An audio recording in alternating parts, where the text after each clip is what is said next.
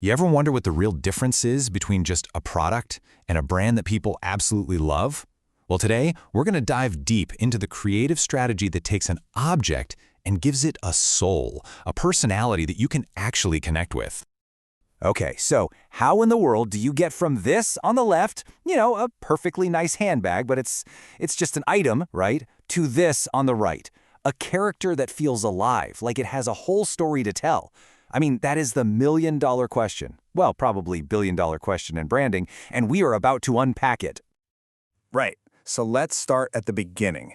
Everything starts with the product itself. Think of it like a blank canvas, just waiting for a story to be painted on it. So at the very beginning, this handbag is really just an entry in a catalog. That's it. It's defined by a product code and, its dimensions. It's just pure cold data. There's no personality here at all. And let's be real, in a marketplace that is absolutely flooded with options, these technical details, the codes, the sizes, they just aren't going to cut it. They don't grab your attention, and they're definitely not going to capture your heart. Which brings us to the big, central question every single brand has to figure out. In this sea of constant noise, how do you make your product truly unforgettable? And here's the answer. It's actually pretty simple, but it's powerful. You stop selling a product, and you start telling a story. Let's see exactly how a creative storyboard makes that happen. Okay, this right here is the game changer. All of a sudden, we're not talking about leather or zippers anymore. The creative pitch brings in a character, Yomi, and a mystery. And just like that, you're hooked. You want to know more. And then, bam! Just like that, they introduce the one thing every great story needs: conflict. Suddenly, there are stakes. Someone wants to know the secret, and now we have to know what happens next. Of course, every amazing story needs amazing characters, right? So it's time to meet our hero, Yomi, and, well, the gang. This really breaks it down perfectly. You see on the left, you've got Yomi. She's confident, colorful, full of life. She is the spirit of the brand. And then on the right, the Gray Gang. They're dull, drab, all the same. Basically, they represent the world without the brand's magic. So here she is, and you have to understand, Yomi isn't just some cute mascot. No way. She is the living, breathing embodiment of the brand's whole personality. She is that elegance and confidence the bag is supposed to make you feel.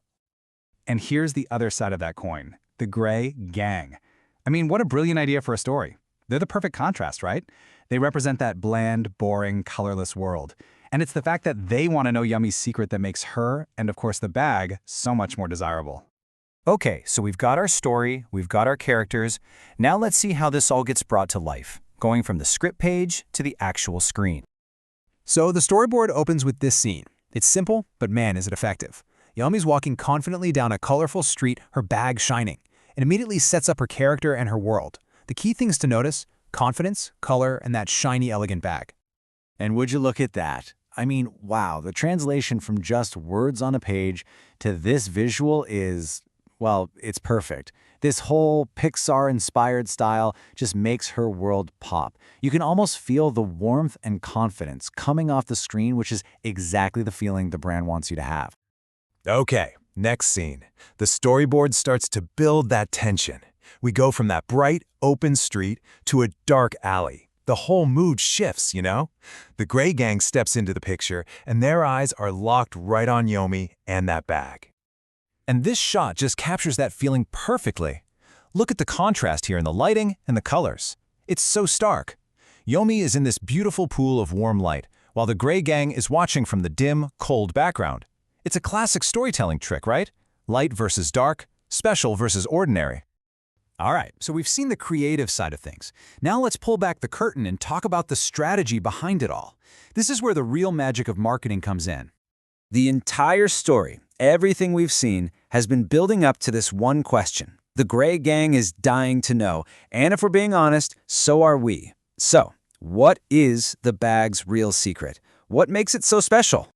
And here it is, the big reveal. And it's just brilliant. The secret?